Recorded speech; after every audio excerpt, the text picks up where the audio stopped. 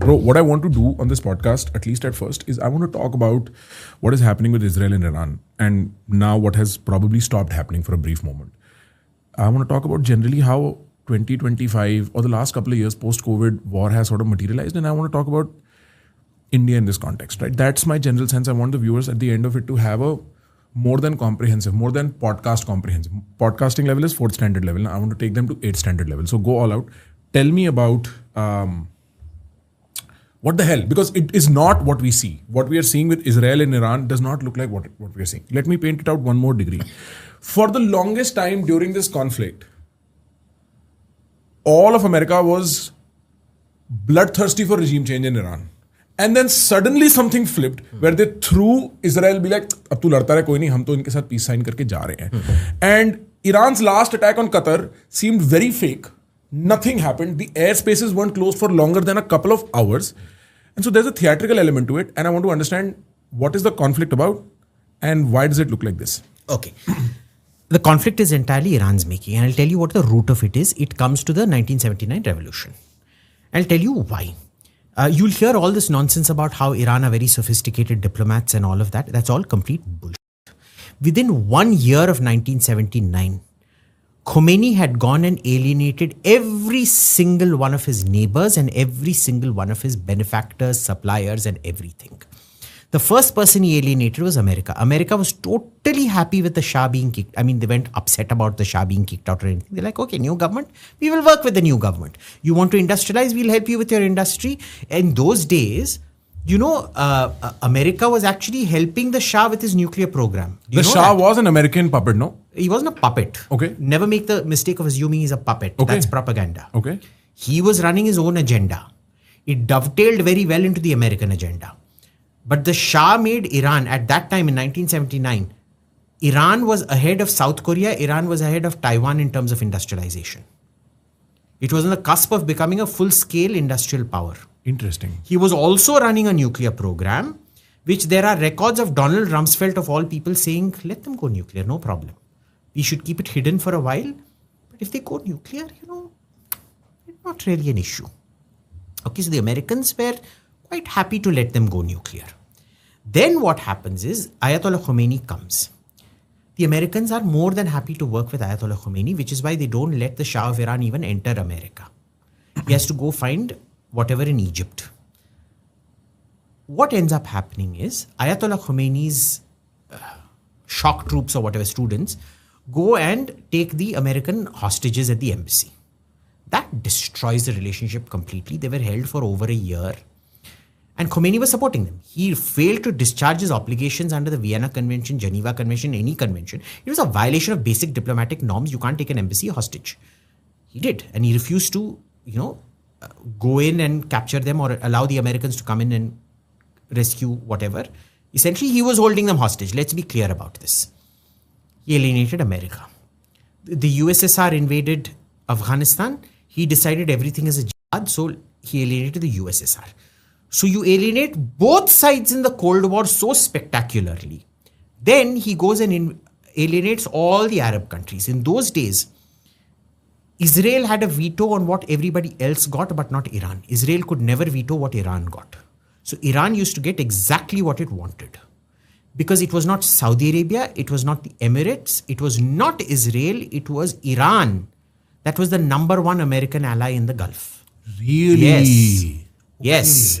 At a time when Israel hadn't been cleared for the F-16, Iran started getting the F-14, which was a much more complicated fighter at that time, much more capable. Of course, it wasn't developed to the full extent that it probably should have, but much more sophisticated fighter than the initial iterations of the F-16.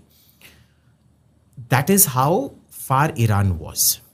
And what does this Khomeini guy say? He says, we're going to have a revolution everywhere. All the kingdoms need to be overthrown. All the kingdoms in the Arab countries. All the Muslim kingdoms. Right. That is why he didn't say Shia revolution. He said Islamic revolution. Interesting. And a theocracy should rule all these countries. These rulers are all rotten. Now, listen, all the countries surrounding you are kingdoms. Saudi Arabia, Qatar, Bahrain, Oman, Jordan. all the 7 crucial states of the Emirates. So that's what Sharjah, Fujairah, Ajman, Al Quwain, Abu Dhabi, Dubai, Kuwait.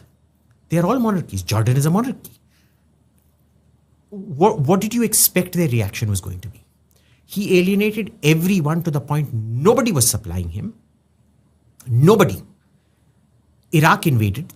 Iraq was set up to invade Iran. Of course, Iraq also wanted to do it. Let's not infantilize Iraq. They invade.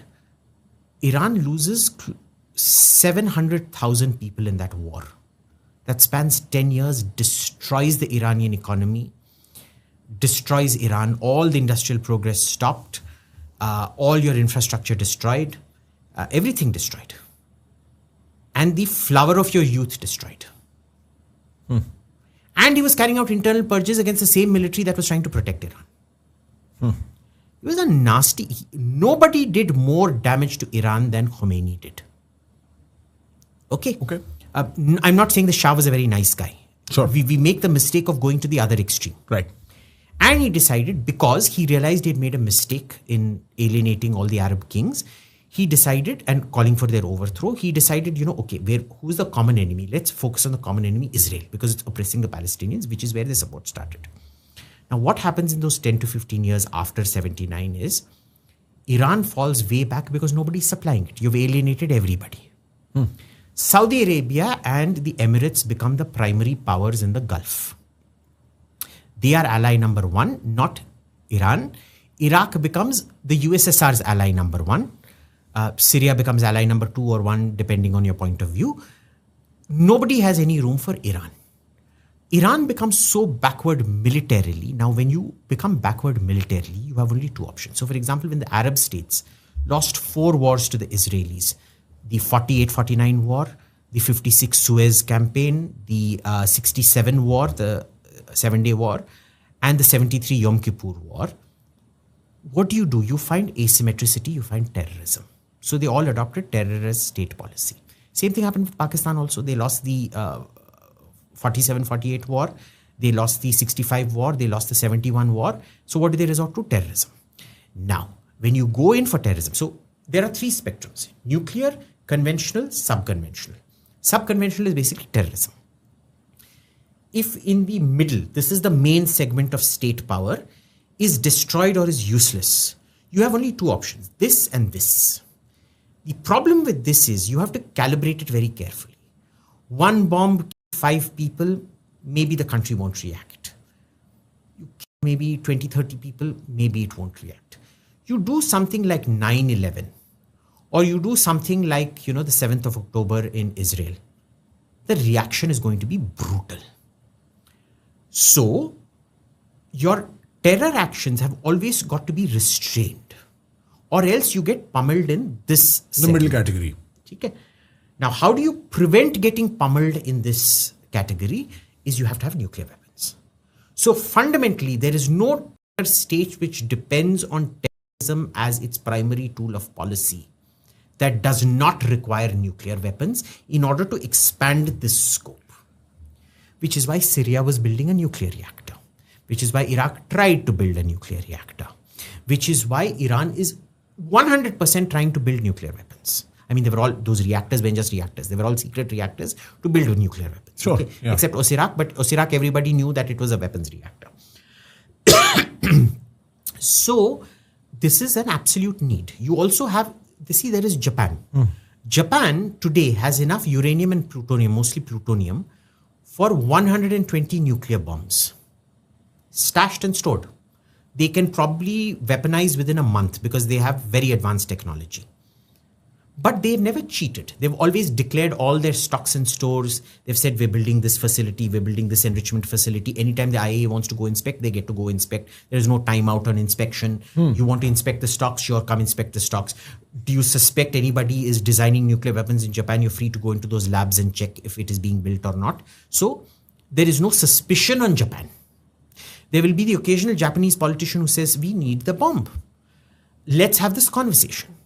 Will you let us come out of the NPT? It is done in a very, very open way. And mostly the government doesn't want to go nuclear because they have a huge conventional advantage. Their military forces, that middle band are so... See, a person who has overwhelming conventional advantage in that middle band will not want to go up because having a nuclear weapon makes a little the same as you.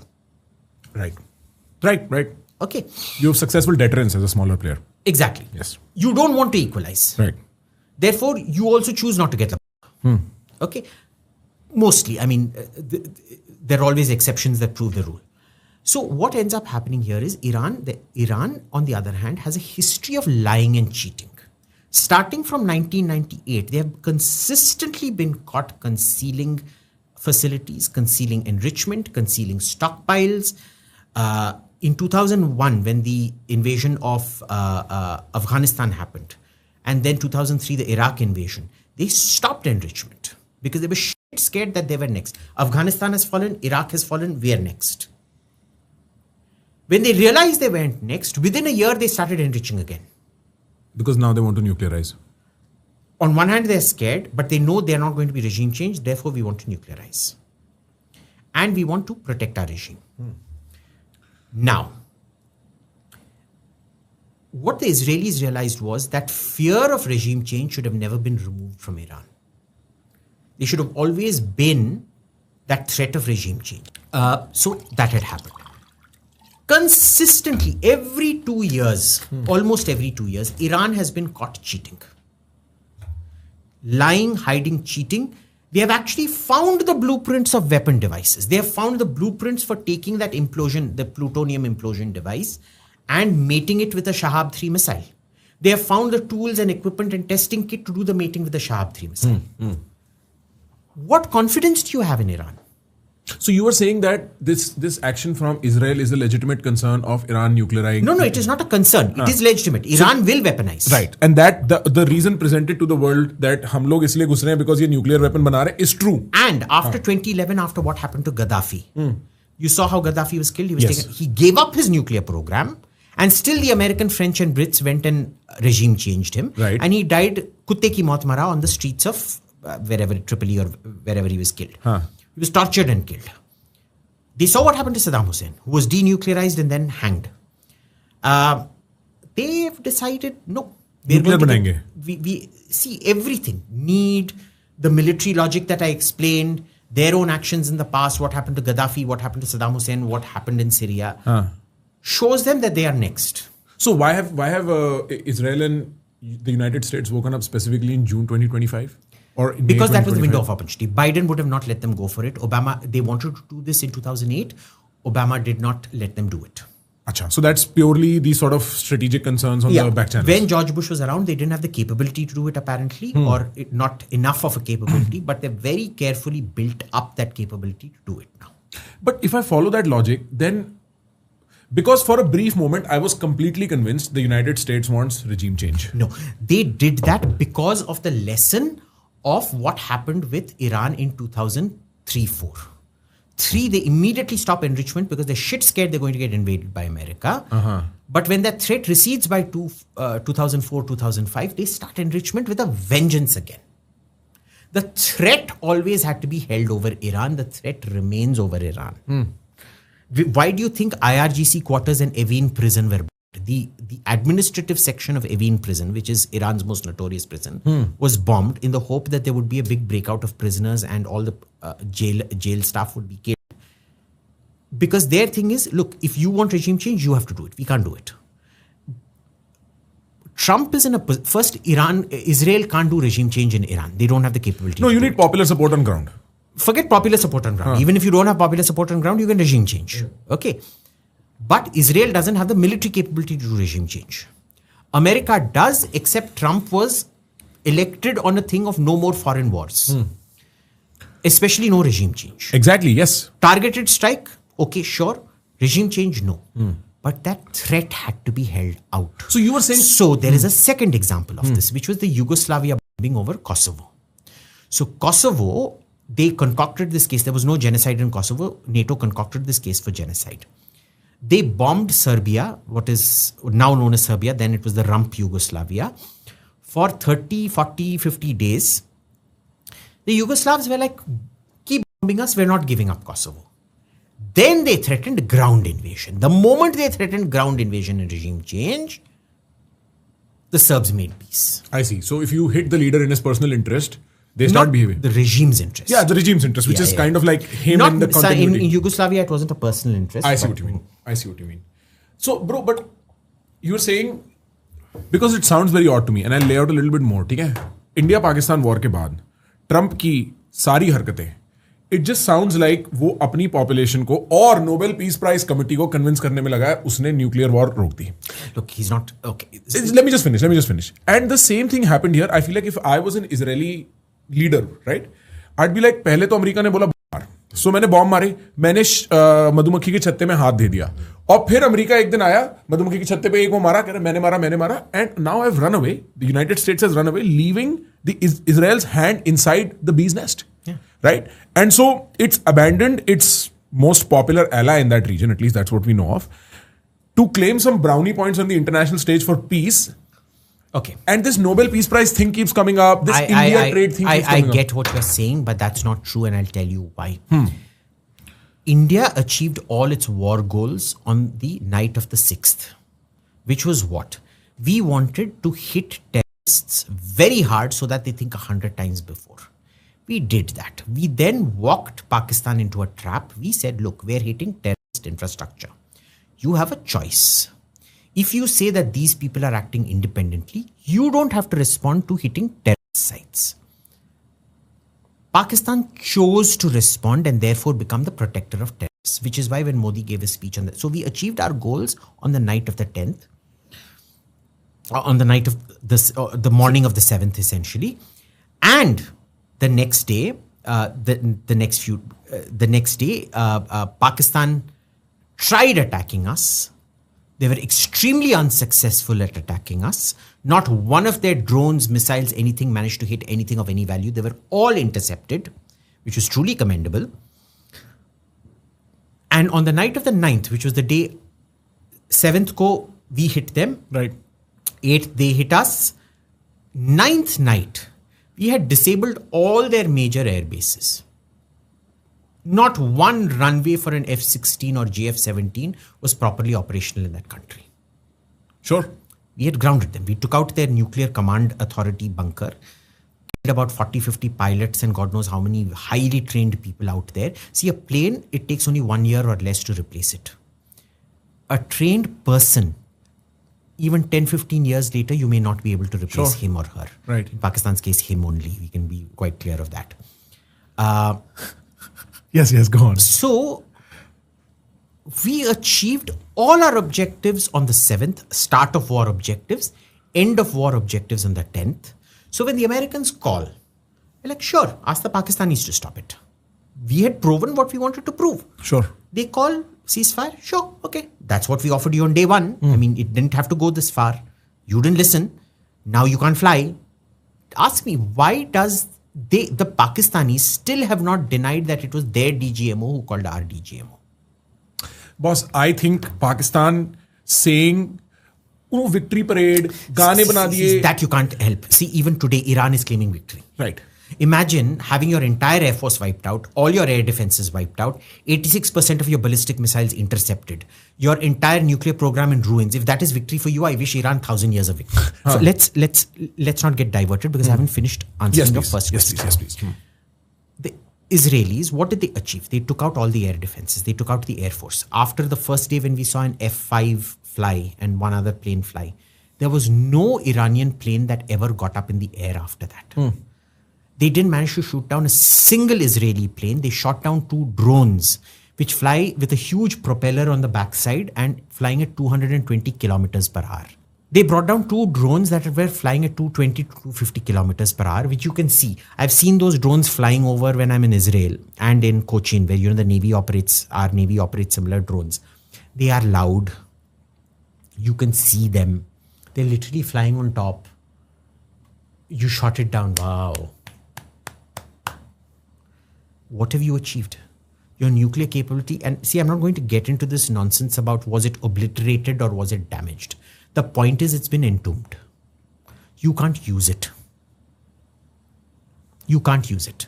If you want to use it, there is very visible work that you have to do. All the moving tractors, trucks have to come in. Earth has to be moved. The moment you see them going near it, you'll drop a bomb on the construction crew or the demolition recovery crew. Whatever that crew is called, you'll drop a bomb on it. So you can't use it anymore. Will Iran try to recover some of the material and recover whatever? I think so. Sure. Will they try to rebuild? I think so.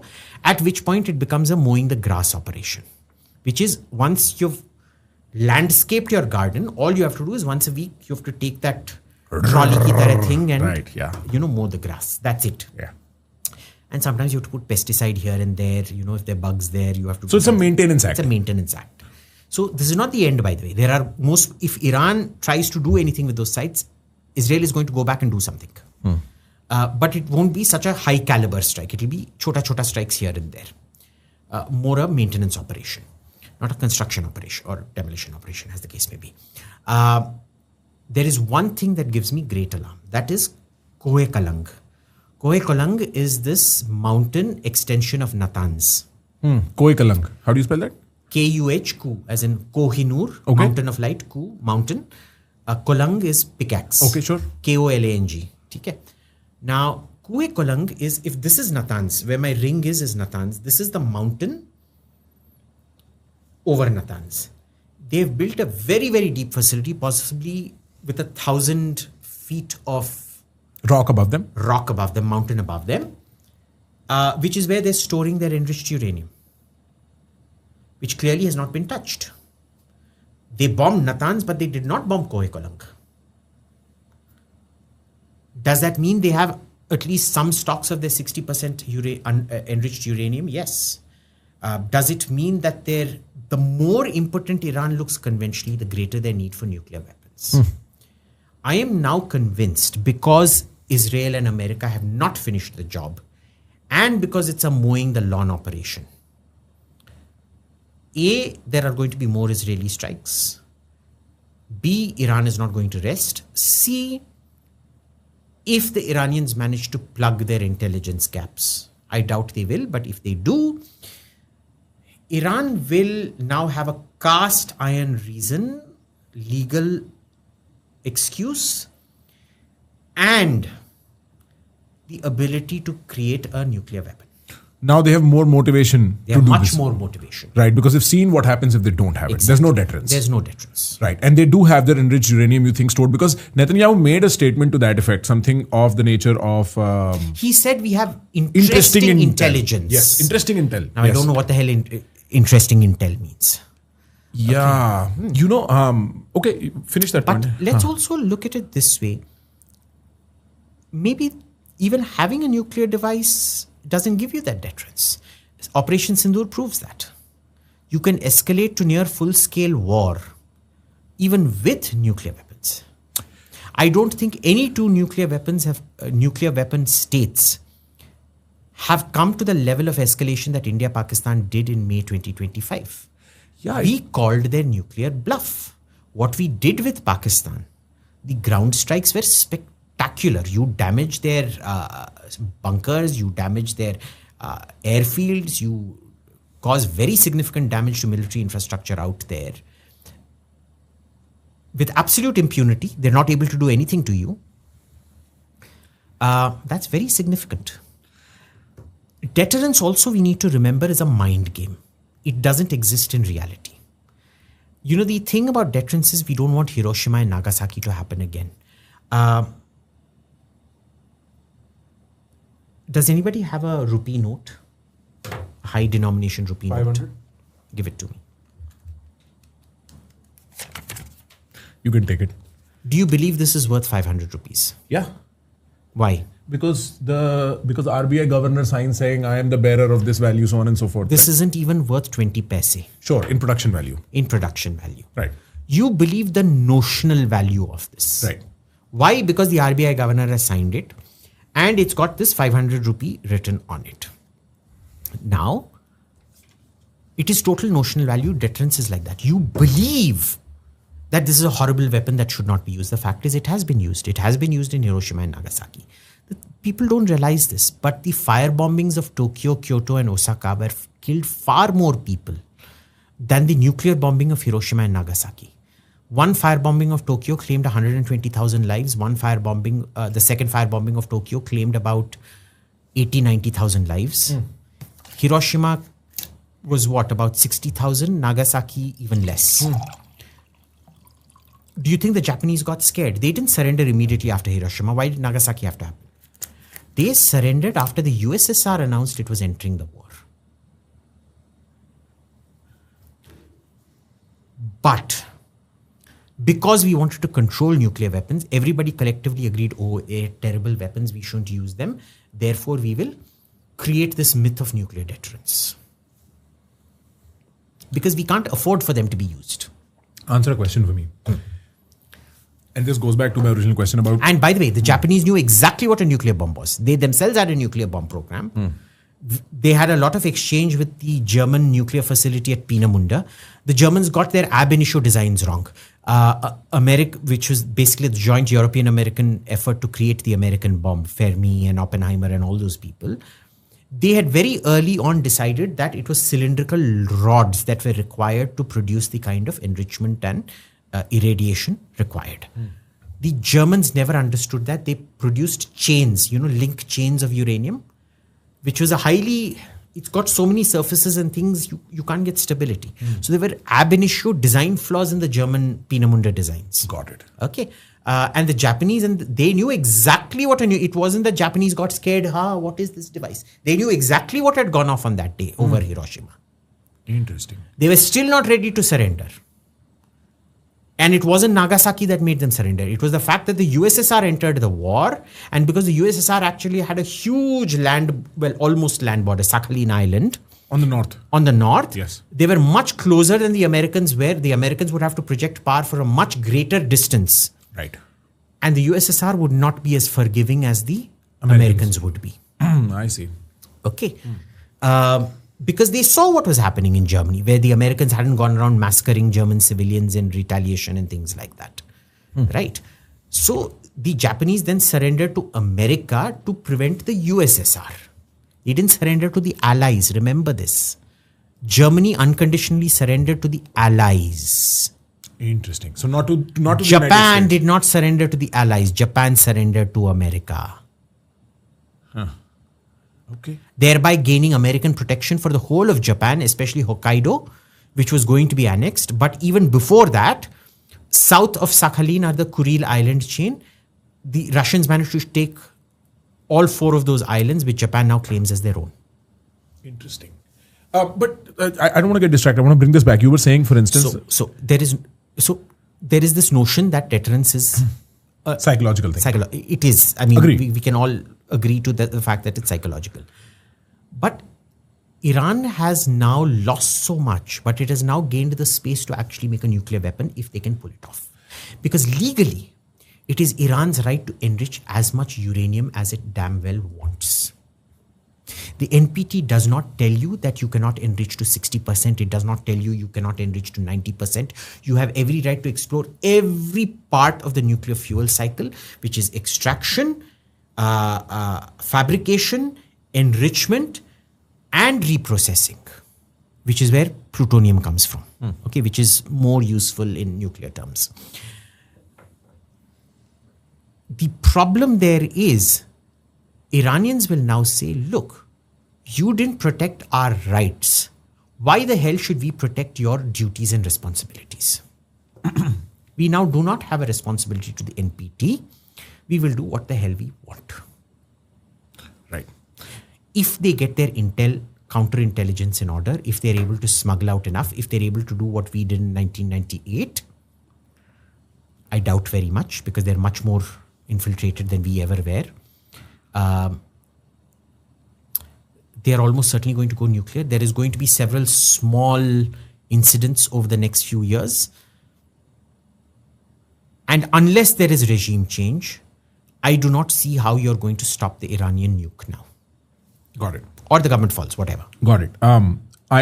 There's actually many things I want to talk about from here. So you did mention how India called Pakistan's nuclear bluff by escalating to almost full-scale war and getting nothing in return. My sense, and this ties into Trump's antics to some degree, is that the reason Right. taken from. That was your initial question. Now, the whole world, to some extent, because their focus was on us for those 7, 3 8 days days. between 6th to the 10th of May. Sure. In that, we lost the PR war. Sure. We started winning the PR war after the 10th when nobody paid attention because the bombing had stopped. Okay. So it doesn't matter that we won the post-PRP, the post-war window PR war. Okay. sure. It's kind of irrelevant. Number one. But no matter what publicly you claim you've won, you can't hide it from your own military. What we know is that the core commanders in Pakistan are furious and they're demoralized. First of all, this fellow Asim Munir never took permission from them to do the Pahalgam attack. He never informed. He doesn't need permission, but he should have informed them. He did not. They were already knives out for him. Why do you think he declared himself field marshal? So that there is no question, no accountability. He's kind of shielded himself because Musharraf, even after being convicted and being handed a death sentence, the army protected him. They said, you get out of the country, don't come back, but we will not allow you to, an army chief, to spend even 1 day in jail. He's declared himself field marshal so that he can't ever be questioned anymore. But that doesn't mean you've won a great victory as far as the Pakistani public are concerned. They believe 71 was a victory. Do you know that? Sure, I know this. Yeah. They believe the Western Front they won, the Eastern Front they lost. 65 also they believe was their victory. Sure, I get that also. But yes. Now what happens in all of this is the core commanders know very well. And the core commanders are the real power in Pakistan. They're the real cabinet. The chief of army staff is the real prime minister. They all know the prime minister is shaky. He is now fighting for his political survival. He now has a conundrum. If he wants to reinforce his position with the core commanders and regain their confidence, he needs a visible victory, which is another, or to show India impotent, which is another big terror strike in India. The problem is, because he's been shown to have been so weak and allows so many Indian strikes to completely immobilize their air force, if he does another terror strike in India, which he needs for his political survival, he will lose militarily even bigger the next time. Why? Because Modi made that very smartly. First, we laid a trap for them on the 6th, on the 7th. And on the 10th, we made clear the extent of the disaster to them in Modi's speech. What did he say? A, nuclear blackmail will not work. So don't threaten us with nuclear. We've got bigger nuclear weapons. 2, we will no longer consider terrorism to be separate from the Pakistan military. You yourself, that was the trap. You walked yourself in there. 3rd, this is now going to be the standard response. It is not going to be if, when, will we not. You do anything. We will not show proof. So we are not interested in diplomacy after this. We are not interested. Forget diplomacy. We're not even interested in the legalities of proof. Tomorrow, if a bomb goes off in, Jhumri Talaiya, and 30, 40 people get killed, and there is the slightest suspicion that Pakistan did it, we will not even make a case for Pakistan doing it and proof. We will immediately go into action, which is why Operation Sindoor is paused. It is not stopped. So he now realizes if he does a terror strike, he needs a terror strike to shore up his position with the core commanders. Sure. On the other hand, if he does that terror strike, he will lose even more credibility with the core commanders because Pakistan will get hammered all over again. I get it. That is his problem. Trump's thing was he just did a facilitation role. We were ready for a ceasefire from day one. We said, we've done what we wanted to. Where do you want this to go? If you want this to go, we'll keep escalating more than you can ever even imagine.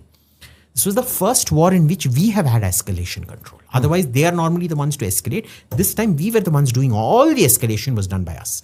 They did not escalate anything. We did everything. Trump needs validation. He's got that classic right-wing problem that the right wing has a severe inferiority complex and they need your worst enemy to come and say, oh, sir, you are the sun and the moon. You are the alpha and the omega. He's also a content creator, bro. Psychologically, he's a media man. But But this is why he's been making his desperate pleas for Nobel Prize. He's acting like a pyromaniac in that sense. Like he'll start the war and then he'll try to end at it. his pace. At his pace. Yes. But Israel also achieved most of its goals. Got it. Okay. What they could achieve from a distance and what politically Trump could do short of ground invasion, in which case he would have lost MAGA completely. He did. Right. Okay. So everything that could have been done has been done. Does he deserve a Nobel Prize? Yes. Should he make it so visibly and cringily ask for it? It's a bit below your dignity. Bro, but why is... But look, yes. Does he deserve a Nobel Prize? Yes. And I'll tell you why. It's not for Great stopping a war he started in Israel, Iran. Right. Or stopping a war that India was never too keen on and Pakistan desperately wanted stopped. What he needs to get the Nobel Prize for is the Abraham Accords. He achieved something in his first term which nobody else would have ever managed. It required Trump to be in the presidency at that time for the Abraham Accords to be signed. You know why? Because he called out all these bloody think tankers and strategic analysts for the frauds that they were. It turned out he knew the Arab countries and Israel better than people who had spent their entire lives studying it. Do I think he's well-intentioned and has he shown those good intentions vis-a-vis Russia, vis-a-vis India, vis-a-vis... you can doubt the method. Sure. But let's not doubt the intent. Okay, interesting. And I don't care if the intent is to get a Nobel Prize, as long as he doesn't intend to harm anyone. I get it. Like it's vanity. He has not demonized the Iranians at all. He's not called them radicalized whack jobs. He's never used that term that George Bush Jr. used, which was axis of evil. He has never said evil, evil, evil. Right. He's not made it keeps saying biblical. the great nation of Iran. Iran needs to be a great country. We need to build infrastructure and economies, not bombs and things like that. I think he's been a very good president. He is mocked for his greatest achievements because that is what liberals do. Sure, I think he's also losing popular support with his MAGA crowd. But no, he's not. Because I to some think extent. most MAGA realize very well the difference between, mowing the grass and going in for a full regime invasion. Sure. Okay. There are the weird ones like Candace Owens, who's vitriolically... Look, you can't account for anti-Semitism. There are So some that's parts a of MAGA that are anti-Semitic, who are anti-Semitic surge. anti-India. Sure, or right. anti-EU. Yeah. Every movement has its own, It's a vogue on the right. The thing is, Democrats celebrate their bigots. I will never forget. But to come back to it, in both these cases, for instance, right, the optics until the B-2 bombers were done and a couple of days after, it seemed very clear that Trump stands with Israel in this whole situation. In the India-Pakistan situation, where it is abundantly clear to anybody sitting in any office in the world of any import that Pakistan orchestrated a terrorist attack, we need to give no proof. It has been the history of military sort of strategy that Pakistan's the bad actor here. And then you see Asim Munir running around the White House somehow, and then Trump suddenly talking about... I get what you're saying. So, to the untrained eye, Sure, which is a problem, but to the trained eye, following the conclusion of hostilities between Israel and Iran, some of the things he said about Israel are downright nasty. Yeah. For example, using the word, Right. saying they've been at it for so long they don't know what the fuck they're doing, Right. and it will stop now. He literally had a shouting match with Netanyahu. Right. It seemed Over the like they phone. were fighting, yeah. No, it's been reported. Right. That the call was Trump screeching. It was a one-way screeching of Trump. Trump was literally screeching at Netanyahu because he said, "You will not bomb Tehran." Netanyahu thought he could get away with it. He sent 52 fighters. They dropped one bomb on a radar site and Trump flew off the handle. So he abandoned his ally in the middle of the operation. He didn't abandon. Huh. They had always agreed to this, Right. that they will meet certain war goals and they will stop it. Netanyahu was probably trying to take, all ceasefires in the Middle East have been notoriously shaky. For the first 3-4 days, there are always violations of the ceasefire that keep happening. Even in the 73 war, when the Yom Kippur war happened, the Israelis hadn't surrounded the Egyptian 3rd or 4th army completely. So they deliberately broke the ceasefire, claiming to be innocent. just so that they could encircle the third army or the fourth army. I forget what. Right. It's a optics game now. Us time pe, right? Yeah. But no, it's not an optics game. It is a tactical game. They want to, before they disengage, they want as many tactical advantages as they can negotiate away at the table. Instead of giving you something that's mine, I'll give you back the third army, which is anyway yours. Right. Okay. So it's this bonus that I give you back. Yeah, exactly. Got it. And I'm giving you what is rightfully yours, but I'm pretending it is my greatness and my Mahanta doing it. Okay, I have more chips. So Trump got really pissed off. Did he do any of that with India? No, but he continuously refers to this deal we are about to make, and that he solved this with a deal. So this is the first time. He's done that in the first term as well, saying I will negotiate between India and Pakistan on Kashmir. Do you remember that? Yeah. But that was just talk. Now, this is also talk. What makes you think otherwise? He called Modi to the White House. He called him up because he said, I'm sorry, I can't meet you for the G20 because I'm doing stuff. We now know that was because we want to drop bombs on Iran. I'm doing stuff. I'll be happy to host you on a state visit to the White House. Modi said no, because he knew that Asim Munir was in Washington. Right. So that but understand, optic is bad, the optics you want to believe is that Asim Munir was fated in Washington. Have you seen a single photo come out of Trump with Asim Munir? Check. Trump with Asim Munir photo. There is not one. Okay. There is not one. You can check as much as you want. There is not one. He was not brought in as a hero. He was brought in as a thief that it is shameful to be seen with you in public. I don't want to be seen with you in public. How do you know this? Because they didn't release a photo. That's why if Trump is such a credit hog, he should have created all the photos and everything, right? He did not want a single photo to go public. Fair. Did you find something? Nothing. तुम चोर की तरह अंदर आए, तुमको चोर की तरह खिलाया गया, and you were kicked out. Asim Munir was treated in the White House like the fellow who stabbed Saif Ali Khan was treated in the Saif Ali Khan house. No photo, no video, no nothing. Okay. If according to anyone, this is a great PR victory, congratulations to you. Because historically, every time Pakistan gets its nuts cracked, it runs to Washington for help. That is what Nawaz Sharif did during the Kargil crisis. Do you remember? After 1 month of Kargil, Nawaz was so desperate for a ceasefire, he rocked up uninvited to Blair House. He was put up in Blair House, which is the American state guest house, opposite the White House.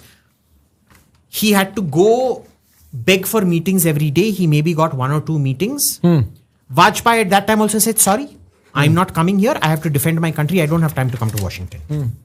At that time, Vajpayee said, F you to Bill Clinton. We are not coming there. You get these fellows to withdraw.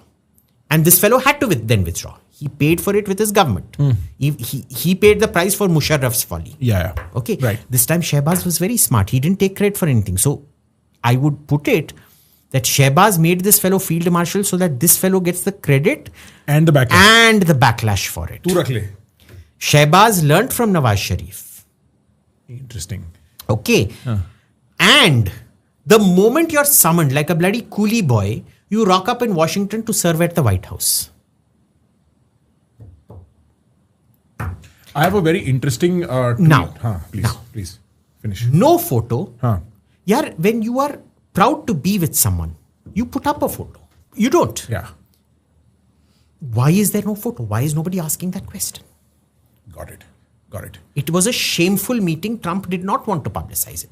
Trust me, Asim Munir would have wanted nothing more than to have a photo of him shaking Trump's hand. And you know when the last time this happened was when Bill Clinton visited Pakistan in 1999. He did not want to be seen. So all the cameras, because he blamed Musharraf for India going nuclear, he blamed Musharraf for Kargil. He decided, yes, it may be destabilizing that I visit India. At that time, India and Pakistan hadn't been dehyphenated. He met Musharraf. There was no picture of that meeting. There was no picture of them shaking hands. It was done like you visit a brothel. Nobody should know. No photo evidence should exist. Yeah, I think there is a huge difference between the trained and the untrained eye, right? Like as somebody who follows this, I cannot connect these dots in any similar way. And I'm sure there are variations. If I talk to another expert, they'll have a variation of this, they'll have a variation of that. But to the untrained eye, you're like, इन्होंने ऐसा क्या deal crack किया है पीछे? And you think this hasn't gone down with the core commanders in Pakistan? As in? You invited Asim Munir and you've humiliated him by not taking a photo. Acha, so they see it. And he Of loses, course they see he it. loses perception Everybody power. in the Pakistani parliament, except the deranged ones, see it. There are lots of deranged ones in the Pakistani parliament, by the way. I see you're very motivated to make a point today.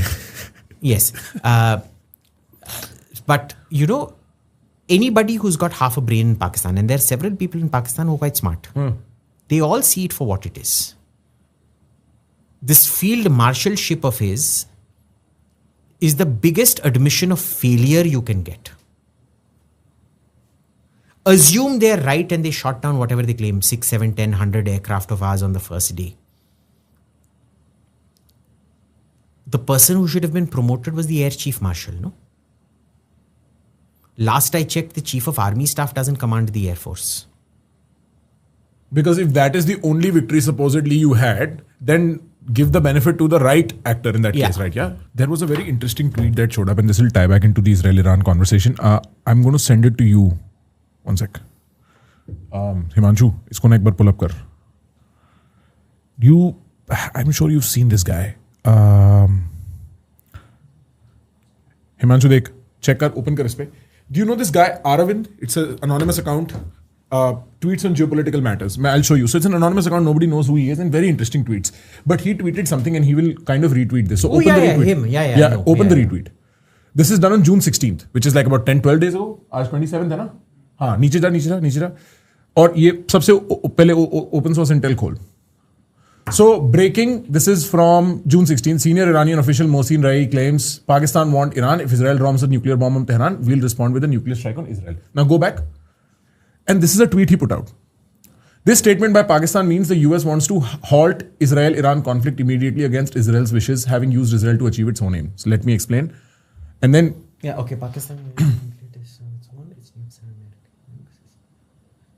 Okay, this I disagree with. And I disagree with this... Are you speaking the mic, please? I'm sorry. This is something I disagree with. Like, Arvind's a very dear friend of mine. You know this guy? I know him. He's very perspicacious. The thing is, he hasn't been to those sit-down meetings with the Americans and Pakistanis. We know the extent. We know the frustrations of the Americans with the Pakistanis. We've had lots of classified briefings about this by the Americans.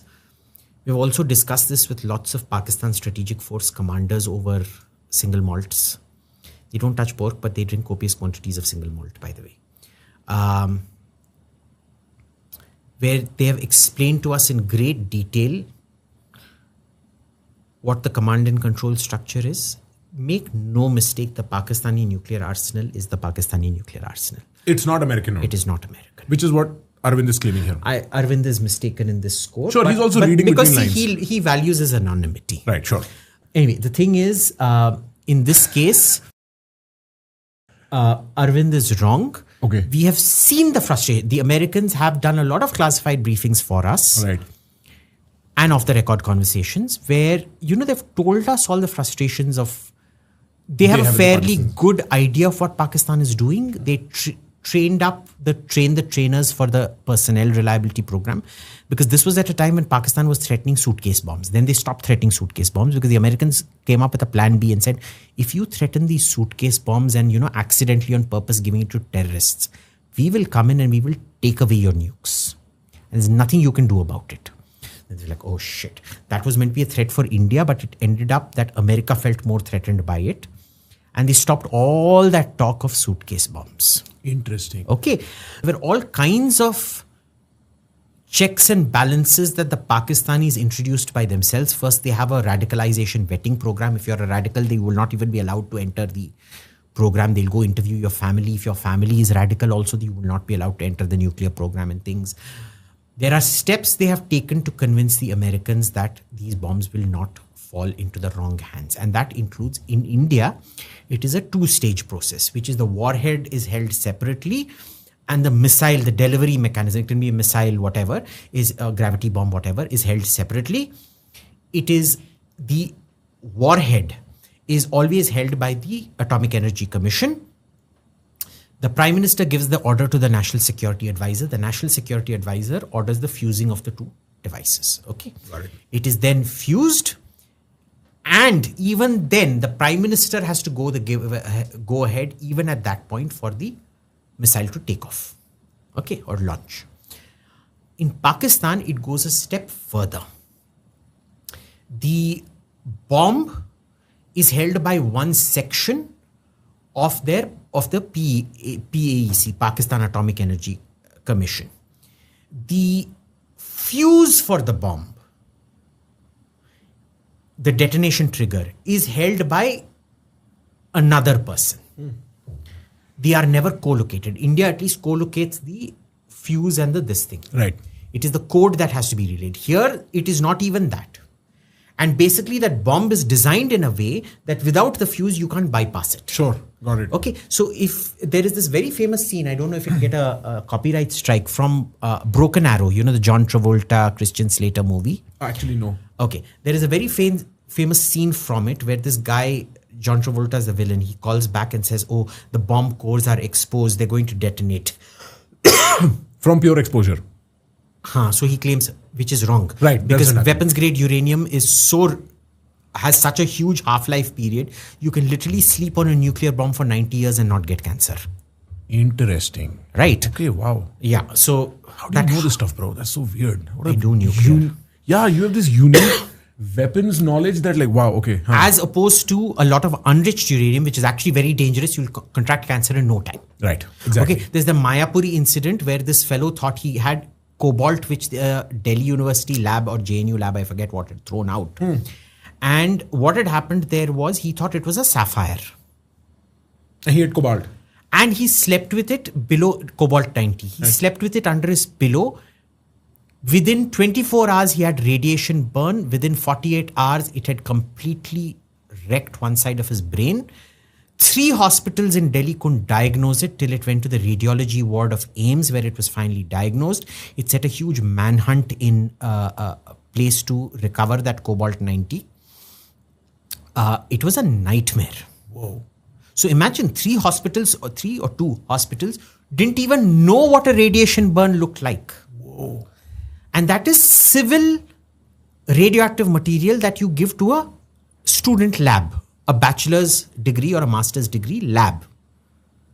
That will not work for weapons. Right, because the material will decay so quick. You want a nuclear weapon to last for hundreds of years. Right. It is an extremely stable form of uranium or plutonium that you use, which will not kill you. Okay.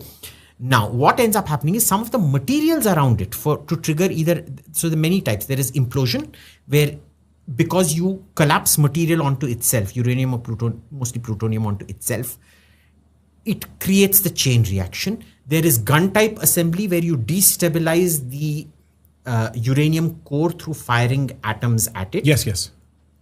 The third is thermonuclear, where you either have a gun type or usually an implosion primary device, which then sets off the main device. Hydrogen contained. It ignites it literally, and that becomes a thermonuclear. That is a fusion. But remember, all fusion devices have to first have fission. Right. Okay. It is fission that triggers the fusion. Right.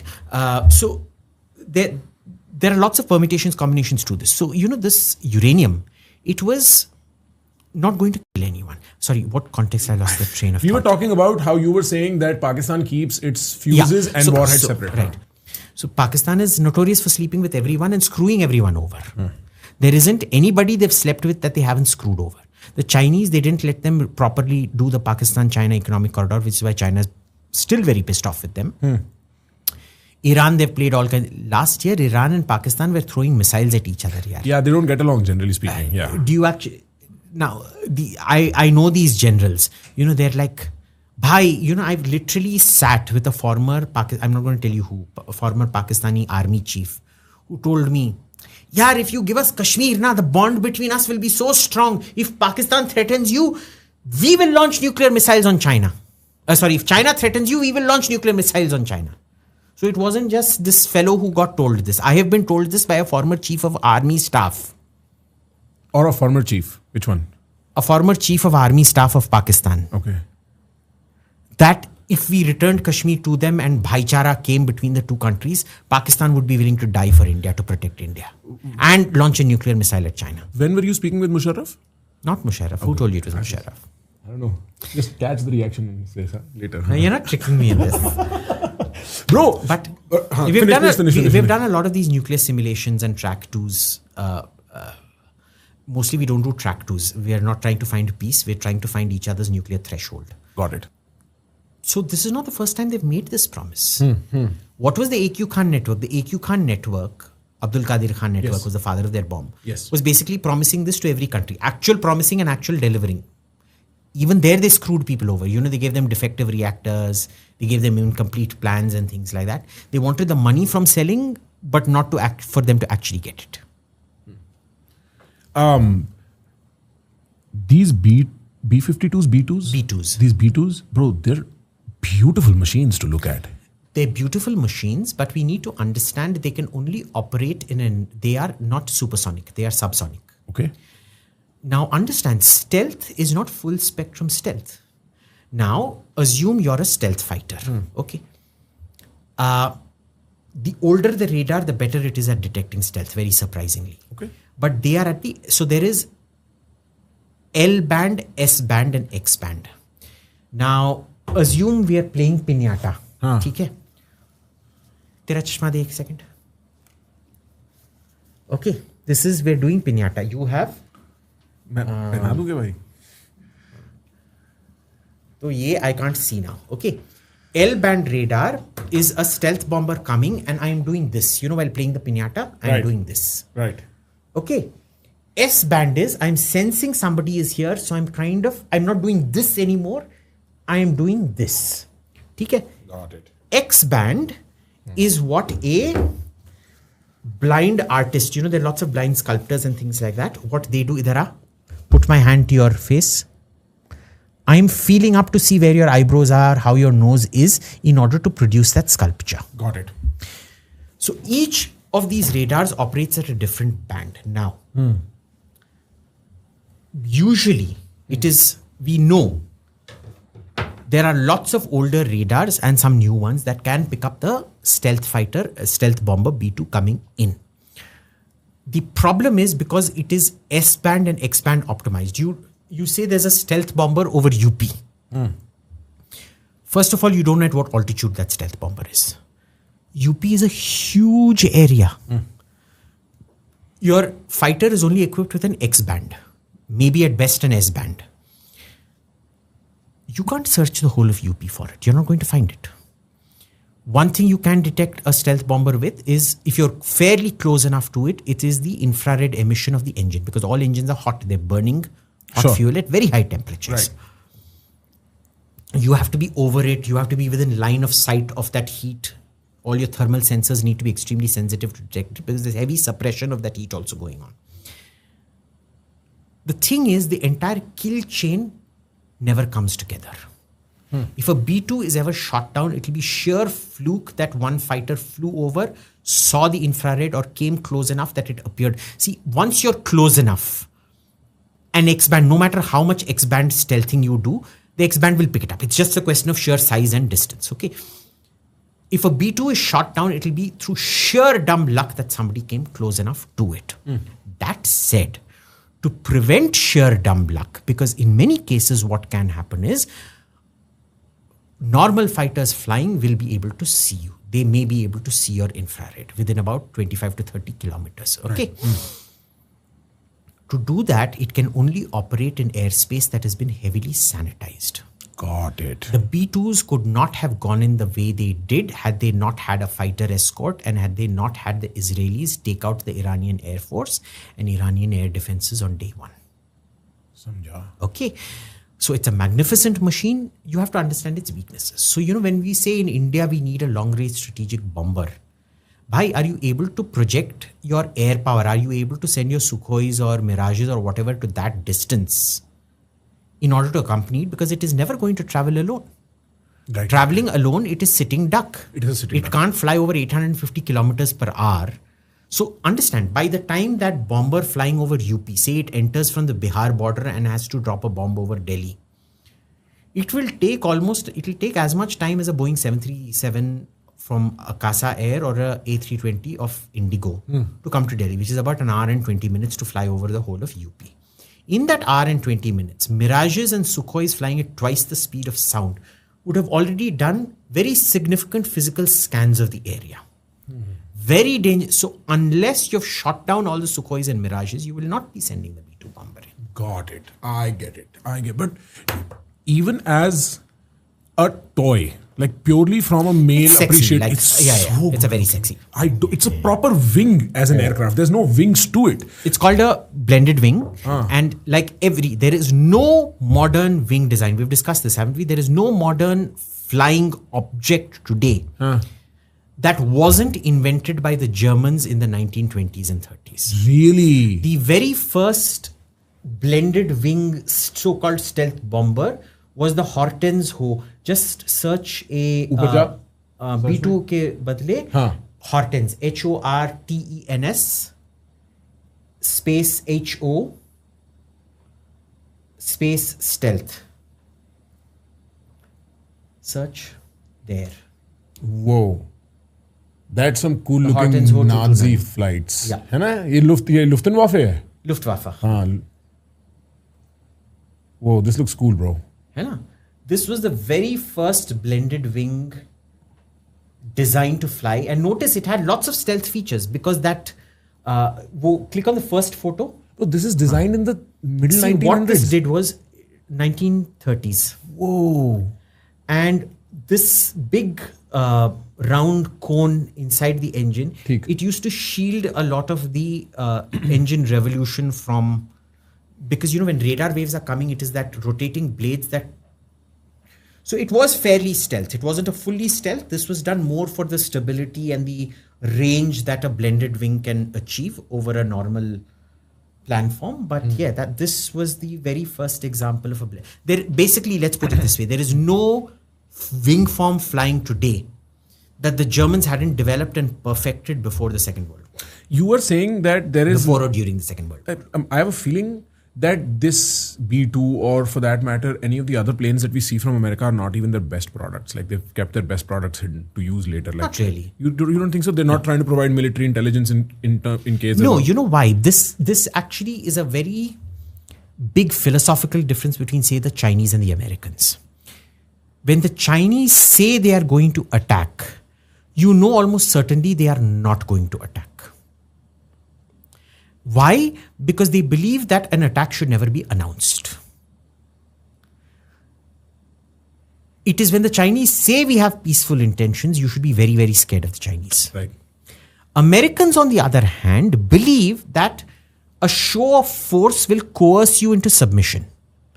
So when they are going to attack, they say we are going to attack and they plant their aircraft carriers outside.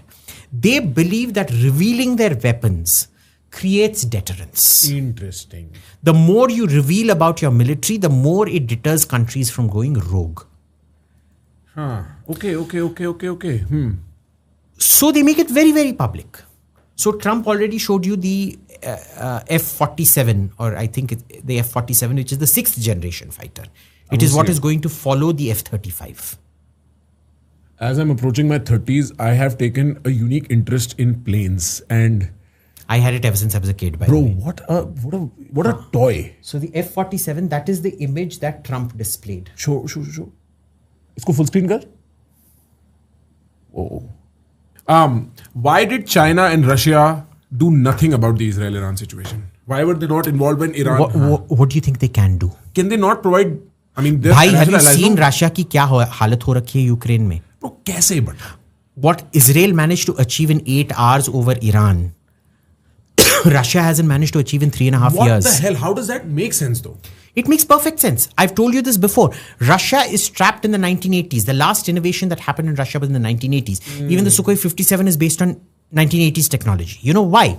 Because 1980s is when the digital revolution started up. The manufacturing revolution lasted till the 1980s. 1980s is when the digital revolution started up. 1990s is when the information revolution started up.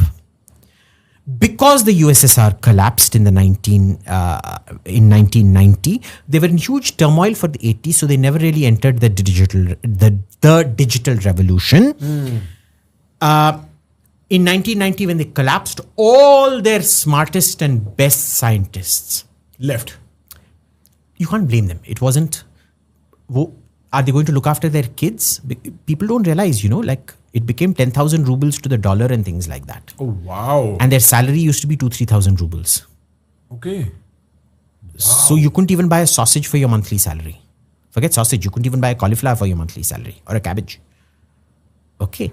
They had to sell off their possessions and things like that. I know nuclear scientists who had to sell off their possessions. So all the technical genius that Russia had built up, and it had undeniable technical genius, they all migrated abroad. So they can actually not win against Ukraine. Like they're not able to right now. Look, they'll win ultimately because, this is a question of logistics. When it becomes a drag, slam here, slam there war, it's like nobody thought World War I could be won because of trench warfare. But ultimately, Germany and Austria, the central powers, were industrially much weaker than France, Britain, America combined. So they won. Even though they didn't, right till the end, they didn't have the tactical brilliance to break out of. They were doing the same thing over and over again, which is what is happening out here. There is minor tactical innovation, but nothing much. So Ukraine will most probably Russia will win. Not 100%, but most probably Russia will win for a different set of reasons, that they're able to do great quantity. But this was Iran-Israel was a quality operation. Sure. And Israel achieved in 8 hours what Russia hasn't been able to achieve in 3.5 years. Today, between Beijing and Washington, if there is one country that deserves to be called a superpower, it is not Berlin, it is not Paris, it is not London, it is not Moscow, it is Tel Aviv. They have achieved things that the Russians couldn't achieve, that the Brits couldn't achieve, the French couldn't achieve, the Germans certainly not. And why is China so inactive on this? Why, is there not a natural China opposition? is shitting bricks at the moment, bro. They really are. It's been a double whammy for the Chinese because they realized that all the air defense systems they sold to Pakistan, first of all, did not work. Whatever we wanted to hit, we hit. Yeah. So their air defense, very comfortably. So their air defenses failed quite spectacularly. And whatever offensive missiles they'd sold the Pakistanis, like drones or whatever, did not work because not one of them managed to hit their target on our side. Sure. First, the Chinese were shitting bricks about that. Remember, all those Chinese stocks rose when the Pakistanis started saying we shot down 25 Rafales, 100 Rafales, whatever, on the first day. And then they plattered out and collapsed. Okay. The second has been this. They're looking at Iran, which they'd invested a lot in terms of supplying weaponry, in terms of supplying missile know-how, in terms of supplying nuclear know-how. A lot of things they had invested in Iran. Iran got a lot of Chinese weapons. Not one thing worked. Now they are looking at their core interest, Taiwan, which is on the verge. Is almost as developed as Israel, in some cases much more so. So for example, Taiwan chip manufacturers are way ahead of anything Israel can do. So in certain things, the Taiwanese are way ahead of the Israelis. They're looking at Taiwan saying, oh my God, if Israel is able to do this to Iran, when we do our invasion to reunite Taiwan, they're going to absolutely hammer the living daylights out of us. They've finally begun to realize now. Sindoor made them realize how crappy some of their weapons were. This Operation Rising Lion made them realize that they're not going to be able to capture Taiwan. Really? Yeah. So you understand, this is Xi Jinping's dream has completely cracked within a month. Really? First, in May, he realized his own inadequacies. In June, he had all his inadequacies confirmed. Oh, okay. So his big plan has come to naught. It's had psychologically, it's been a devastating impact on China. It's been a public humiliation of Russia that a country of 9 million, that is probably, Moscow is bigger than Israel in terms of population. Okay. The size of Israel is Moscow plus suburbs. Yeah. I mean, if you look at greater Moscow area, it's that like is the 3 size of hours Israel. north to south, 45 minutes left to right. So in Indian terms, it is less than half the size of Haryana. Yeah, right. And Iran is half the size of India. that a country that is smaller in population or maybe the same in population to say Bangalore or Ahmedabad, with a size smaller than Haryana, is able to completely defeat the air defenses and air force of a country half the size of India, with a population 10 times its size. How do you think that's gone down in Moscow? Yeah, I see what you mean. Oh. Weird time. And the S-400, the S-300 failed to perform. The Tor missile failed to perform. The Tungushka missile, Pantsir, whatever you call it, failed to perform. So all the layered air defenses they had, the short range, the medium range, the long range, all of them systematically failed. You think there's going to be another flare-up soon? Of course, guaranteed. Where? In the Middle East? No, here Iran only, because the Iranians will try to access those facilities and they're going to bomb. No, but what do you think? Like, for instance, all these hot zones along the Russian-Ukrainian border, Israel and the Middle East, India, Look, Pakistan. I think Ukraine is a frozen war, which doesn't mean the Ukrainians won't pull off some spectacular attacks like they did on those Russian bombers, right? The drone attacks, which was truly brilliant. But, my issue always is tactical brilliance has to serve a strategic purpose. Right, sure. Don't do something brilliant just for the sake of showing off when it doesn't achieve anything. Yeah, don't flex. Let's see. Right. You think Taiwan and this sort of South China Sea, it's also a hot spot. America's been eyeing that property. Like, it just seems from an untrained lens, all these flare-ups keep happening and they happen one after the other is done or the other is old news or something like that. Should we expect more? You think 2025, 2026 is going to be more bombs, more rockets? So, all the astrologers are predicting it. Yeah, right. That 25, 26 is the 84-year cycle of Uranus, of the seventh planet. Sure. And every time that happens, there is major systems collapse and war. And you believe that? If you'd asked me the same question about 5-6 years back, I would have said utter crock. But something is heading in that direction because there are too many things happening simultaneously, which is usually the sign to a system's collapse. It will take us 10, 15 years after it is over for us to understand why it was happening. Why it happened, logically, not astrologically. People can't even agree right now as to the causes of World War I and World War II. Sure.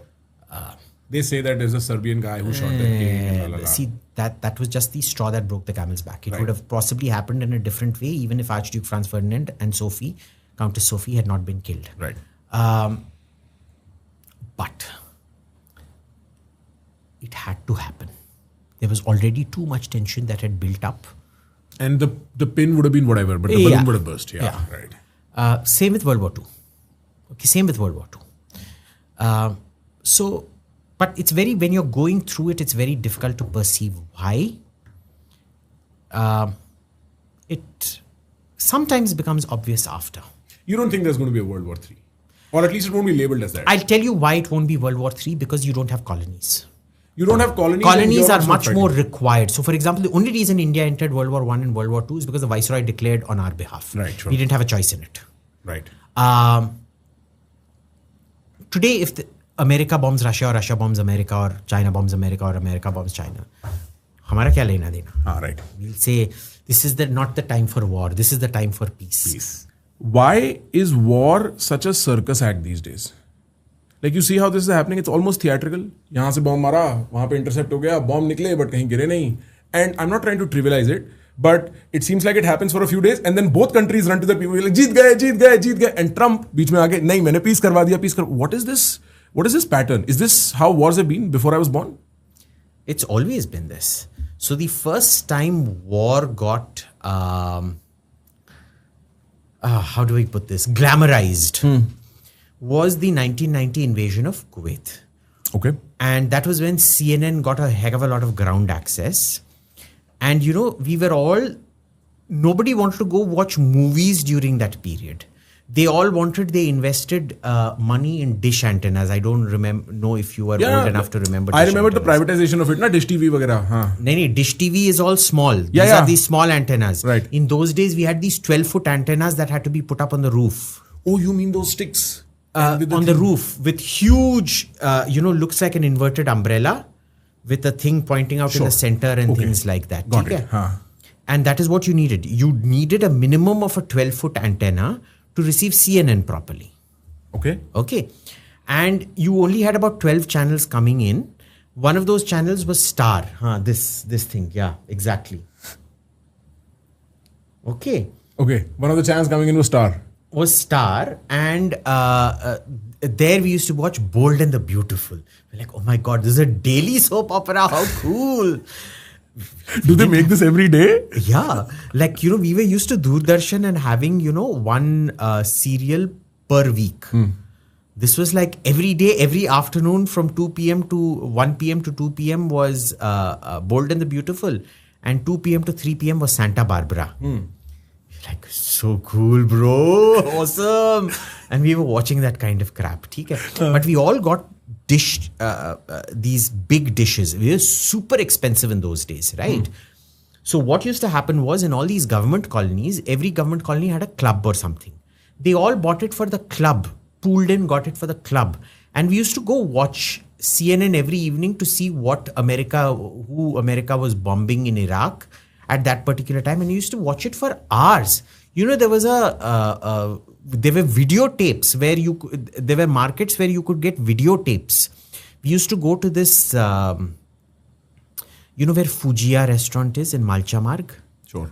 Okay. Right next to that used to be our video parlor. In the you had to go get VCR cassettes. And every day he would have the past day's recording of CNN for 3 hours, 180. There used to be 180 tapes, 120 tapes, 3 hours, 2 hours, and 1 hour, 1.5 hour tapes. So we used to get those and watch it if we had missed anything. Okay. And I remember I had exams or something at that time. So for 6-7 days, I couldn't watch. And after that, I sat and watched the entire thing on tape. Right? So it was even then. Today, what has happened is everybody has become a content creator. This has made you a content creator. Today, the quality of imagery you get on an average mobile phone is higher than what a huge bloody TV crew camera could in those days. Much more mobile. You can get to places. Everybody. Is there a ballistic missile falling at Sirsa? You don't need to send a reporter. You don't need to have a stringer in Sirsa. Local Sirsa people are watching and they've captured it. Sure. Right. So it's now not only become a spectator sport, it's become a participatory sport where everybody can become a content creator. I follow.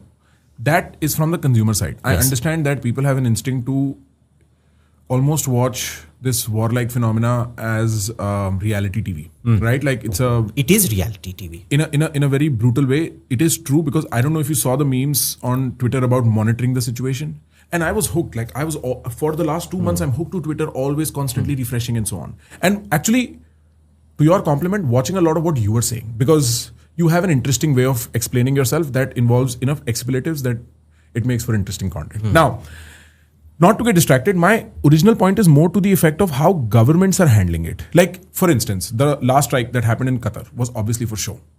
Was obviously a show of strength. The US was probably informed, get your people out. Now, you see, it's a theatrical performance for their own population to be satiated and be like, It's so that everybody can claim victory at the end. Right. Okay. There's a problem with that. The Muslim world is very famous for declaring victory after severe defeats. They declared victory after, failing to destroy Israel in 48-49. They declared victory, moral victory after the 65 war, after a 67 war, after they got hammered. They declared victory after the 73 war, again, moral victory after they got hammered. After 67, this man, Gamal Abdel Nasser, he organized all these street protests to prevent him from resigning. Because everybody knew he had been cooked. But You said cooked or cooked? Cooked. You never know with world leaders these days. Yeah, look, he lost the entire Sinai. Jordan lost the West Bank. You're talking about the ex-president or prime minister of Egypt. President of Egypt. Right. And he was a horrible dictator. People don't realize this. He was a nasty, nasty fellow. And he basically got all the crowds out to say, oh, aap hamare papa ho. You're the father of the nation. If you go, it is like losing. And so they all declared moral victory and decided he could continue. Okay. His successor Sadat started the 73 war. Initially, it was quite a success. But within 2 days, that success turned and it turned into a complete disaster. Even bigger disaster. People don't realize the 73 was an even bigger disaster for the Arabs than the 67 war was. Israel lost more aircraft in the 67 war, which is counted as a victory, than it did in the 73 war. The Israelis, on the other hand, it doesn't matter how much you win. Everything they classify as a defeat. Right? Because their thing is, last time we lost 20,000 people. This time we lost 100 people. Not good enough. It needs to come down to 0 or it needs to become minus 200. But this time they've declared victory. They have. Right. Netanyahu has declared victory. Yes. Every war is followed by an assessment report. Right. And the assessment report is always negative. Sure. Without exception. It has always been negative. Yeah, you know why? Because they are great. We did a great job now, but it's not good enough. We need to do even better the next time. Sure. One of the reasons they're so spectacular in what they do is because they never rest on their laurels. They're like, where do we go to from here? Plus, the military gets more money if you keep saying defeat, defeat, defeat. Sure. So, this is their MO. I think 67 is the only one which is officially considered a victory. Usme bhi bahut sare log. This is a 6-day war or something, no? The 7-day war. 7-day war. And that is, this is when Nasser was compromised because his son-in-law was a Mossad agent. Yeah, basically. Right. So they knew Egypt's plans and they hammered them before Egypt could do anything. Exactly. Yes. Basically. Yeah. Great story, by the way, if somebody's interested. Proper, true spy story that you should know. This is Mossad at its peak, infiltrating the office of the president of their enemy country by getting an agent to marry his daughter. That's a story. Yeah. Anyway. And mind you, they've done the same thing several times. The entire thing where the Iranians set up a counterintelligence unit to look at Israeli infiltration of the IRGC and nuclear facilities. It turned out almost every single person who was in charge of that investigation was a Mossad agent. That's some spying, bro. That is serious spying. Yeah, that's like real intelligence. This is what a professional country does, unlike, say, Morarji Desai or Inder Kumar Gujral, who as a peace gesture destroy all your intelligence assets on the other side. I've heard of that. See, it is shocking unprofessionalism. Can you tell that story? Because I've heard, is that a common story? Do people know this? Yeah. Everybody knows it. No, I don't think so. I think you are underestimating how few people really know this. No. So, they believed. See, a covert ability is just that. It's covert. You don't have to use it. Just because you have spies doesn't mean you have to use it. Doesn't mean you hand them over on a bloody silver platter to the enemy to show intent. So I've heard of two stories. I've heard of a story where one specific prime minister of our country was shown how spies were being trained by RAW and he just dismantled the program after looking at it. See, with Morarji Desai, it was more explicable because the way state agencies had been abused and misused during the emergency. He had a great fear of sorts, huh? Contempt. Sure. Of anything that was off the books and off the record. Everything had to be justiciable. Everything had to be recorded and things like that. And raw didn't. Because remember, a lot of the atrocities which were carried out during the emergency, most probably Indira Gandhi and Sanjay Gandhi did not know about. There were people taking out their personal khundak on their personal angst or whatever. They wanted to grab somebody's property, so they declare somebody anti-national and go after their property and shit like that. These things cannot be controlled. Generally, you're a low control state. India does not have control over its policemen can beat up people. And nothing happens. Sure, I get it. Right. So how do you expect the prime minister to know every beating that happened everywhere and things like that? So Morarji Desai was different. Still not very good. Okay. But isme kya hota hai ki how are you so unprofessional about it? Intelligence isn't your personal whim or fantasy. It is a national fancy, sorry. It is a national asset. You can't just give it away for goodwill. Who the hell gave you the permission to give it away? I have a question to ask you. You finished on that point, right? Yeah. Pull up a video, go to YouTube or Twitter, look up P. Chidambaram nuclear speech. That is a very interesting thing for a lot of people who are only conscious of their political realities starting the 2000s, let's just say, right? Because it's, I think, 1998, 1999, sometime around this time, 1997. That's very long. Go to Political Kida and check his Twitter timeline. He's got the 2-minute long effective parts of that speech. Political Kida. Now, Kida, K-I-D-A. K-I-D-A. K-I-D-A, bhai. Not that one. Not that one. Not Kida, bro. It's Kida. Go, niche, go, niche.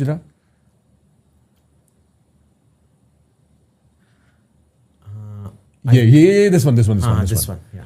Now, help me understand this. Wait, before you play this, help me understand this without, like, genuinely help me empathize with this position, because this makes no sense to me. This makes no sense to me. My hypothesis is either the opposition politics in India is largely convenient, no matter the party, no matter the time. They just have to oppose everything the ruling party is doing. Or my hypothesis is that India lives in this Gandhian fantasy world and does not understand the reality of its own situation, the reality of the geopolitical armed conflict, or where the world is heading. So Let's watch this first. Yes, please. This. Having invented a threat, the Prime Minister, backed by his Home Minister, comes and says, here is our nuclear bomb, beware the whole world, India now is a conquering nation. This is the worst service that you can do for India. Actually, what you have done there's a smaller video from this. Create an axis, I think, as my friend it's Mr. Natwar Singh said, between the 57 United States, China and Pakistan. China was no threat to India. The last war with China was fought 36 years ago. And the circumstances under which that war began and concluded are still surrounded in controversy. The last war with Pakistan was fought 27 years ago. Only in the last year, I was present when Prime Minister Gujral engaged Prime Minister Nawaz Sharif, in 2 meetings, in New York and in Edinburgh. He engaged President Clinton in a dialogue, at the end of which President Clinton said, I understand your concerns, and I will visit you, and we will continue to talk about it. He engaged Prime Minister Tony Blair in Edinburgh, and when there was so much talk about Britain mediating, thanks to a junior minister's thoughtless remarks, Prime Minister Tony Blair quite candidly said Britain had no intention of mediating between India and Pakistan. And this was a bilateral issue. I was present when these dialogues took place, and I'm sure when he intervenes in the debate tomorrow, he will throw more light. In our judgment, and I say this with firm conviction, China was no threat on the 18th of March.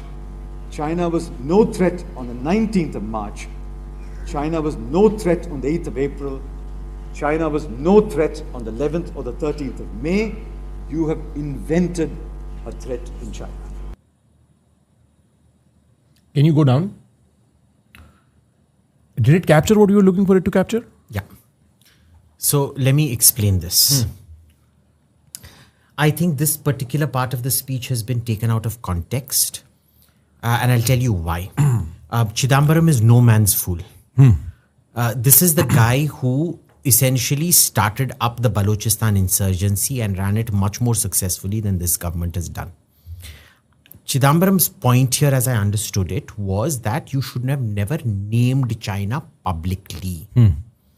It is not that China was not a threat. I could be wrong, but that is what I had understood when I heard this speech at that point of time. He certainly, because Vajpayee wrote to Bill Clinton, who was always an unreliable. He was as unreliable politically as he was sexually. In that case, every country around him was essentially Hillary Clinton being cheated on. Love it. Yeah, exceptional basically. Sense of humor. And nobody knows. I mean, almost every single one of the monologues he used to give from the White House, there were 2 people. It's just that the second person wasn't visible out there. Okay. But, yes. Go on. That's true. Yeah. So, to that man, Vajpayee shouldn't have written that the rationale for the test was China. This was something to be said. It was not something to be written. At least that's how I've heard Chidambaram explain it in private at different things. Could be wrong. Maybe he said what he did. But China, let us be very clear, has always been a threat. Okay? Now, I also want you to understand that the person who made all the preparations for the test was not Atal Bihari Vajpayee. It was Narasimha Rao. It was Narasimha Rao when Chidambaram was very much in the government, was in the Cabinet Committee on Security and acquiesced to those tests. It is just that the American satellite overflew our testing range and they came and presented, I think at that time the ambassador was Frank Wisner. He came and presented the evidence to Narasimha Rao and Narasimha Rao called off the test. Because India at that point was in no position to go test because remember 1991 was an economic crisis. He would just come out of it 4 or 5 years earlier. He wasn't willing to test the waters at that time. But because the Americans showed us the satellite intel, we have a satellite program of our own. Our scientists knew exactly. ISRO talked to AEC, Atomic Energy Commission, and between the two of them, they figured out exactly what the time frame was when these satellites would pass over. So when we tested in 98, we knew what time not to do the preparation. So we knew exactly how to hide the preparations for the test, which we did, right? But Vajpayee was just carrying on Narasimha Rao's policy. This is just a policy speech for the sake of a policy speech. I see. So this is presentation. But there is something very worrying out here. It could have probably been worded much better because this particular speech shows Chidambaram to be quite naive and gullible. Right, very pacifist. About international security, which unfortunately has become the reality of the Congress party today. I see what you mean.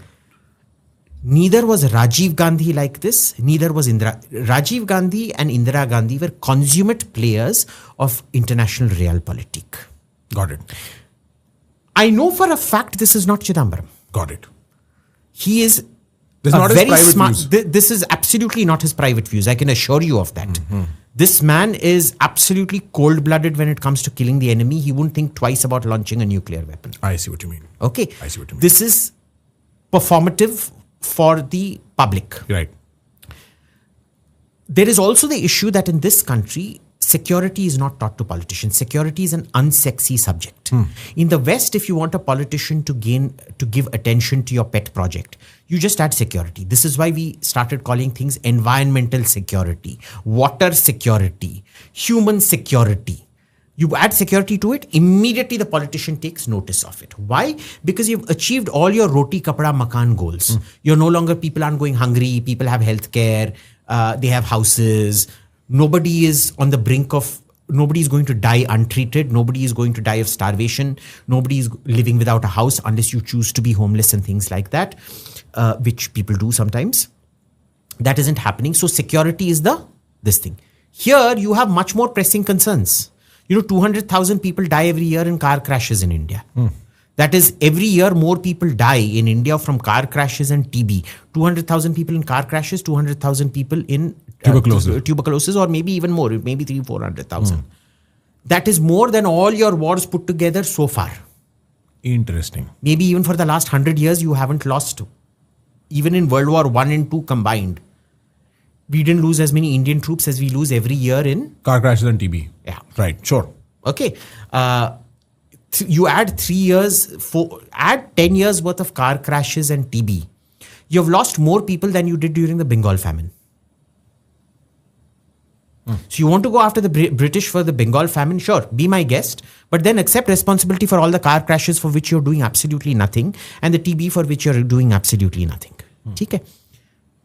Now, I can tell you this is not Chidambaram. Indira Gandhi was very clever and calculating. She rejected her father's pacifist views, his Fabian, his honestly quite naive views of the world. This sounds like the speech was written by Nehru. I can see that. And it is not Chidambaram. Because Chidambaram's mentors were Indira Gandhi and especially Rajiv Gandhi, who were not like that. Indira Gandhi then ordered the testing of the nuclear device. Why did she order it? Because in 71, she saw China was threatening to invade us. The Americans sent their 7th Fleet against us into the Bay of Bengal. And she's like, you know what? You are not going to threaten me next time. I am going to go nuclear. She called it very euphemistically, peaceful nuclear explosive. How is a nuclear explosion? So you're saying peaceful? We had a nuclear test in the 70s? 74. Ah, okay. So you already enriched uranium by then?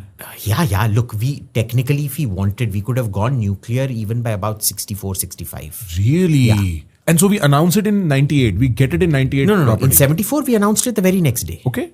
We said, we called it the Smiling Buddha, and we conducted the test. Okay. It was very public. We claimed it was not a weapon. We claimed it was that is a nuclear explosive that doesn't have all the casing and everything so that an aircraft can drop it, which was complete rubbish. It was a fully weaponized device, apparently. In the 70s? In the 74. So what happens in 98 that's different? So batata hu. Now, in 87 is the next watermark. Rajiv Gandhi was trying. He knew Pakistan was very close to getting the nuclear device. He wanted to prevent that by all means, but India did not have the military or economic capacity to bomb Pakistan, especially when Pakistan was crucial to the American effort against the Soviets in Afghanistan at that time. Right. So what can he do? He can't bomb Pakistan. He can't invade Pakistan because he knows that will be crossing a red line with the Americans. They will destroy the Indian economy. He has compulsions at that time. Remember, India in the 80s is not India in 2025. We had very different compulsions in those days. So he found a sacrificial bakra, a sacrificial lamb called Manishankar Iyer. And he developed something called the Rajiv Gandhi Peace Plan, Rajiv Gandhi Action Plan, Nuclear Action Plan, which was he made this absolutely bombastic speech.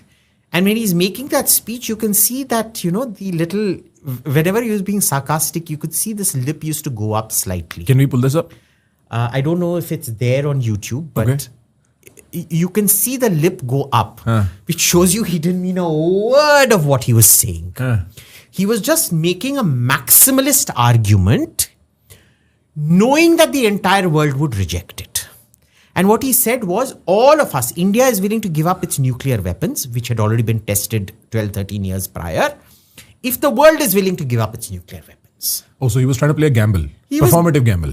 He knew it was going to get rejected. Yeah, of course. The only person who didn't know it was going to get rejected apparently was Manishankar Iyer, who actually thought it was very, very sincere and that is why Rajiv Gandhi chose Manishankar Iyer, because he knew this guy would actually believe. Okay. And Rajiv Gandhi then, in 2 weeks, the USSR rejects it, America rejects it, UK rejects it, France rejects it. I don't know if China formally rejected it or not, but everybody rejected it. So he then says, okay, now we can build our own nuclear bombs. Oh, right. So he got it like this. So the weaponization starts, we know exact date. It starts from within about 2 weeks to a month after Rajiv Gandhi delivers that speech. Interesting. And he delivered that speech so that he would have legal cover to start weaponizing. Got it. That is when the first Indian nuclear gravity bombs were built. That is why he started the entire, he invigorated all the Agni Prithvi programs to develop missiles to drop those bombs. Interesting. So what's so special about Pokhran? Nothing. But that's officially the date that the world recognizes India getting nukes, no? No. It's just that we hadn't announced our nuclear status, but we had become a nuclear weapons power in 87. Interesting. 87? We had already, by 88, 89, we probably already had about 15 to 20 nuclear bombs. As in bombs. Proper. The Mirage 2000s were hand modified. So if you read Air Marshal, I forget the Air Marshal's name, Sindhi Air Marshal, I forget his name now. God, I'm so terrible. But anyway, he wrote, he wrote a whole piece about it because he was in charge of that weaponization. It was very specifically mated to the Mirage 2000s. And he talks about how, because Indian production wasn't very good, the pylons, the nuclear pylons, the inner pylons of the Mirage 2000 had a hand-hammered quality about them, as opposed to the rest of the plane, which was, sophisticated machine-milled metal and composites. And how they were mated, they were observed doing bombing runs. It is photo documented that they were doing long runs and then normally a fighter will take off like this. Okay. They were taking off like this, almost like a civil airliner because of the weight of those nuclear bombs. That was a very clear indication this is not a plane taking off for the emergency of an air-to-air battle where Pakistani fighters have been spotted. It is taking off with a very calculated specificity to drop a nuclear bomb with an extremely heavy weapons load. Interesting. So all of this happened. Your nuclear doctrine, everything was ready. One of the reasons that at that time General Sundarji started this whole thing called Operation Falcon and Brass Tacks. Which is when? 87, 88, maybe 86, that period, was to test the waters and see how America would react if India invaded Pakistan. That itself was, people don't realize this, but Rajiv Gandhi had he probably took the decision to go nuclear the very first day he was sworn into office in 1984. Interesting. He developed a very, very specific plan. General Sundarji was part of that plan. The whole introduction of mechanized infantry, which is infantry combat vehicles, which are lighter and smaller than tanks, less armored, was done for that. It was done in a very, very specific manner. Okay. So, despite and Chidambaram is no man's fool. You will never convince me Chidambaram is anybody's fool. Got it. I understand. Okay. I understand. He knows this history. He knows this exactly. Got it. This is just a political, this is rhetorical. I get it. You know, if I get, say we fall out tomorrow or day after. We can fall out right now, bro. No problem. If we fall out, okay. I know that you are you're much stronger than me. You'll punch me silly. Sure. So what will I do? I'll be like, tu mota hai. I know all the, all the Ozempic and the Ozempic plus Munjaro you took in order to lose weight. I took a Munjal. I ate a whole Munjal to lose weight. Sure. Everybody knows you took both Ozempic and Munjaro injections in order to lose weight so that you'll look good for your wedding. Spilling the secret shit. Yeah. So, I'll spill all your secrets and I'll be really narky and bitchy about it. Sure, right. Okay. This is that. I get it. Okay? Now, 98 was the culmination of what? Narasimha Rao was doing the logical next step, which was to test those weapons. Remember, the weapons that Rajiv Gandhi had ordered built in 87 had not been tested. And there were a range of weapons that Rajiv Gandhi had ordered to be built. One was tactical, because at that time, Pakistan was way ahead of us. Remember, people don't realize this. Till about 1998, 99. Their GDP per capita was higher. Their GDP per capita was higher. They were richer. There's a very famous cartoon of two dogs meeting at the border, the India-Pakistan border. The Pakistani dog is fat and well-fed, and it says, I get whatever I want to eat, but I can't bark. The Indian dog is scrawny, its ribs are showing, and it says, I can bark as much as I want, but I don't get as much as I'd like to Interesting. eat. Can you pull this cartoon up? Two dogs cartoon, India and Pakistan. That is so interesting. Yeah, you're right. Like, we don't have that kind of historical context. We've forgotten that. Yes. We've forgotten the Or historical we are context. born after this, right? Right. Yeah. Now, Narasimha Rao went the next step. He said, we need to test these designs, because Rajiv Gandhi had asked for these small tactical devices, because the Pakistan military was ahead of us in those days, technologically. They had the F-16. None of these. It's an actual, I think cartoon. It's an R.K. Lakshman cartoon. R.K. Lakshman cartoon. Cartoon search karo. They'll search it. You. Anyway, agar aata hai, just, overlay this. Usko hata de. Okay. So what happened was, he said they could overrun us because they've got the F-16s and things like that. We need to have small tactical nuclear weapons that when their armored divisions come in, we bomb their armored divisions. And we need to have big city buster bombs. Got it. To bomb Lahore, Karachi and things like that. The entire range was developed by Rajiv Gandhi. Narasimha Rao was meant to test it. He very wisely, might I add, chose not to test it because of the economic reality of that time. But by 1998, we had stabilized enough, and there was both an ideological and a geopolitical need to test at that point. Because people don't realize that is when we came under intense pressure to sign the CTBT, NPT and all of that. India would have lost, had it signed. We knew we couldn't resist pressure to sign the test ban treaty. Right. So we had to test. It was our last chance to test before we then said, okay, we won't test anymore. And we had to collect all the data. So Narasimha Rao had a cushion period. He used that cushion period. Vajpayee did not have that cushion period. So he had to act urgently. He had to act at that point. Now it had to be justified differently. We can question the wisdom of writing to a Lothario like Bill Clinton saying China's our enemy. This is something that should have been said over a call. And you know what the Americans did? They leaked that letter. Bill Clinton personally leaked that letter and made it public. That speech was made in the context of China's furious reaction. China was initially lukewarm to the Indian test. It was only when Bill Clinton leaked that letter that the Chinese reaction became nasty and furious. And let us be very clear. There are lots of speeches of Chidambaram where he says you plan based on capability, not based on intent. Because he himself knows this. There was no war between Germany and the Allies for 20 years. Does that mean in year 21 there will be no war?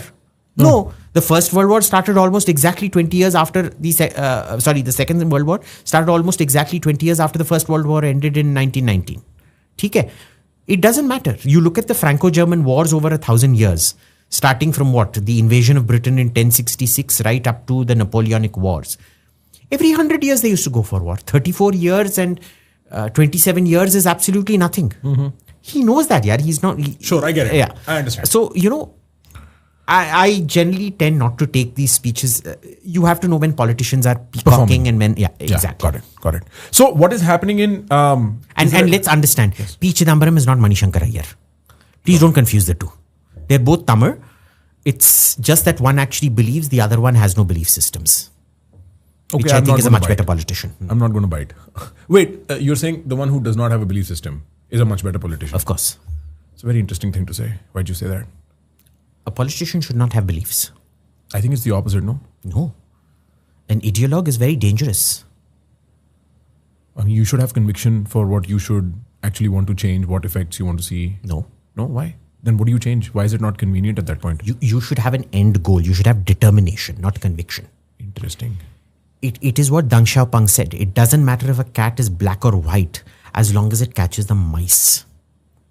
I don't want a politician. The problem with ideology is you fixate on if it needs to be white or black. Thank you, bro. This has been absolutely incredible. Wow.